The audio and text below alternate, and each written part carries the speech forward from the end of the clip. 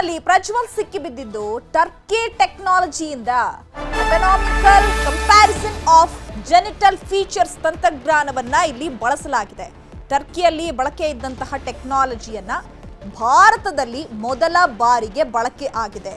ಈಗ ಅಧಿಕಾರಿಗಳು ಏನ್ ಎವಿಡೆನ್ಸ್ ಅನ್ನ ಕಲೆಕ್ಟ್ ಮಾಡಿದ್ರಲ್ಲ, ಆ ಎವಿಡೆನ್ಸ್ ಕಲೆಕ್ಟ್ ಮಾಡಿರೋದ್ರ ಜೊತೆಗೆ ಅದನ್ನ ಗೌಪ್ಯವಾಗಿಟ್ಟು ಅದನ್ನ ಟರ್ಕಿ ಟೆಕ್ನಾಲಜಿಯ ಮೂಲಕ ಎವಿಡೆನ್ಸ್ ಅನ್ನ ಮತ್ತಷ್ಟು ಕಲೆಕ್ಟ್ ಮಾಡಿದ್ದಾರೆ. Anatomical comparison of genital features ತಂತ್ರಜ್ಞಾನವನ್ನ ಇಲ್ಲಿ ಬಳಕೆ ಮಾಡಿಕೊಂಡಿದ್ದಾರೆ. ಟರ್ಕಿಯಲ್ಲಿ ಇದು ಬಳಕೆಯಲ್ಲಿದೆ. ಮೊದಲ ಬಾರಿಗೆ ಈ ಟೆಕ್ನಾಲಜಿಯನ್ನ ಭಾರತದಲ್ಲಿ ಬಳಕೆ ಮಾಡಿಕೊಳ್ಳಲಾಗಿದೆ.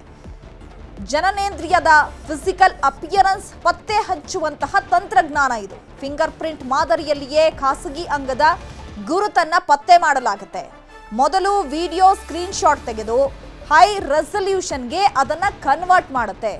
ಆ ರೀತಿಯಾದಂತಹ ಫೀಚರ್ ಈ ಟೆಕ್ನಾಲಜಿ ಒಳಗೊಂಡಿದೆ. ನಂತರ ವ್ಯಕ್ತಿಯ ಖಾಸಗಿ ಅಂಗ, ಸೊಂಟ, ಕೈ ಫೋಟೋ ತೆಗೆಯಲಾಗುತ್ತೆ. ನಂತರ ಚರ್ಮ, ವೈದ್ಯರು, ಮೂತ್ರಶಾಸ್ತ್ರ ತಜ್ಞರಿಂದ ಅದನ್ನ ಪರಿಶೀಲನೆ ಮಾಡಲಾಗುತ್ತೆ. ಎರಡೂ ಫೋಟೋದಲ್ಲಿ ಹೋಲಿಕೆ ಕೂಡ ಮಾಡಲಾಗುತ್ತೆ. ಅಷ್ಟು ಹೈ ರೆಸಲ್ಯೂಷನ್ ಇರುವಂತಹ ಫೀಚರ್ ಅನ್ನ ಈ ಟರ್ಕಿ ಟೆಕ್ನಾಲಜಿ ಹೊಂದಿದೆ.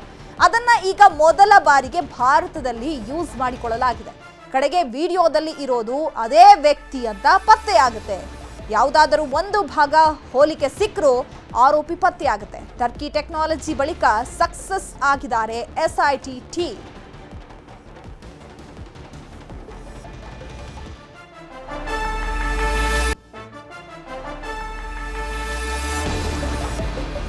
ಮೊದಲ ಬಾರಿಗೆ ಈಗ ಭಾರತದಲ್ಲಿ ಈ ಟರ್ಕಿ ಟೆಕ್ನಾಲಜಿಯನ್ನ ಬಳಕೆ ಮಾಡ್ಕೊಂಡಿದ್ದಾರೆ SIT ಅಧಿಕಾರಿಗಳು. ಈಗ SIT ಅಧಿಕಾರಿಗಳಿಗೆ ಏನ್ ಫೋಟೋಗಳು ಸಿಕ್ಕಿತ್ತು, ವಿಡಿಯೋಗಳು ಸಿಕ್ಕಿತ್ತು, ಆ ವಿಡಿಯೋಗಳನ್ನ ಕೂಡ ಫೇಕ್ ಮಾಡಲಾಗಿದೆ ಅನ್ನುವಂತಹ ಆರೋಪಗಳಿತ್ತು. ಆ ಆರೋಪಗಳನ್ನ ಸಾಬೀತು ಮಾಡಬೇಕಲ್ಲ. ಹಾಗಾಗಿ ಈ ಒಂದು ಟರ್ಕಿ ಟೆಕ್ನಾಲಜಿಯನ್ನ SIT ಅಧಿಕಾರಿಗಳು ಬಳಸ್ಕೊಂಡಿದ್ದಾರೆ. ಅದು ಈಗ ಸಕ್ಸಸ್ ಆಗಿದೆ ಇಂಡಿಯಾದಲ್ಲಿ.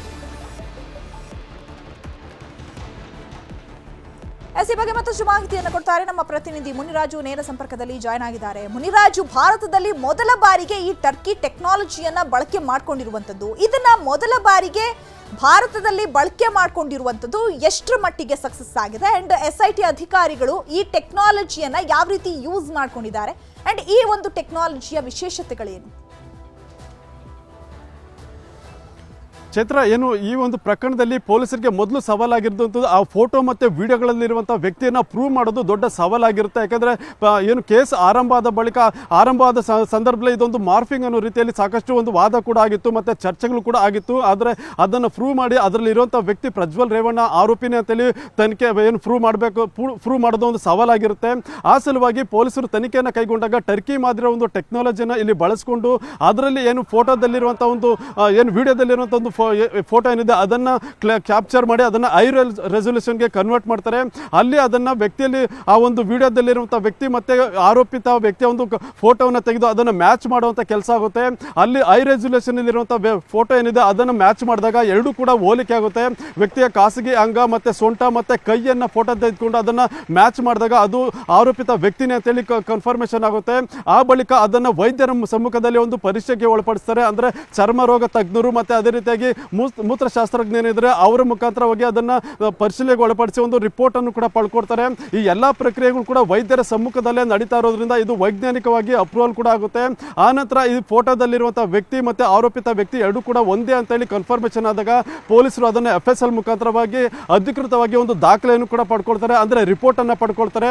ನಂತರ ಅದನ್ನು ವೈದ್ಯಕೀಯವಾಗಿಯೂ ಕೂಡ ದೃಢೀಪಡಿಸಿಕೊಂಡು ನಂತರ ಅದನ್ನು ಕೋರ್ಟ್ಗೆ ಒಂದು ದಾಖಲೆ ರೂಪದಲ್ಲಿ ಸಲ್ಲಿಕೆ ಕೂಡ ಮಾಡಿರೋದು. ಆ ಮೂಲಕವಾಗಿ ಈ ಒಂದು ವಿಡಿಯೋ ಮತ್ತೆ ಫೋಟೋದಲ್ಲಿದ್ದಂಥ ವ್ಯಕ್ತಿ ಪ್ರಜ್ವಲ್ ರೇವಣ್ಣದು ಕೂಡ ಕನ್ಫರ್ಮೇಷನ್ ಆಗಿ ದೃಢಪಟ್ಟ ನಂತರ ಚಾರ್ಜ್ ಶೀಟ್ ಅನ್ನು ಕೂಡ ಕೋರ್ಟ್ಗೆ ಸಲ್ಲಿಕೆ ಮಾಡಿ ಈ ಒಂದು ಶಿಕ್ಷೆ ಕೊಡಿಸೋದಕ್ಕೆ ಒಂದು ದೊಡ್ಡ ಮಟ್ಟದ ಒಂದು ಸಹಾಯ ಕೂಡ ಆಗಿರೋದು. ಆದ್ದರಿಂದ ಭಾರತದಲ್ಲಿ ಈ ಒಂದು ಟೆಕ್ನಾಲಜಿಯನ್ನು ಮೊದಲ ಬಾರಿಗೆ ಬಳಕೆ ಮಾಡಿದ್ದಾರೆ ಅನ್ನೋ ಒಂದು ಮಾಹಿತಿ ಕೂಡ ಸಿಕ್ಕಿರೋದು. ಅದು ಪ್ರಜ್ವಲ್ ರೇವಣ್ಣ ಕೇಸಲ್ಲಿ SIT ಅಧಿಕಾರಿಗಳು ಇದನ್ನು ಬಳಕೆ ಮಾಡಿಕೊಂಡು ಒಂದು ಗರಿಷ್ಠ ಮಟ್ಟದ ಒಂದು ಶಿಕ್ಷೆ ಕೊಡಿಸೋದಕ್ಕೂ ಕೂಡ ಈಗ ನೆರವಾಗಿದೆ. ಚೈತ್ರ.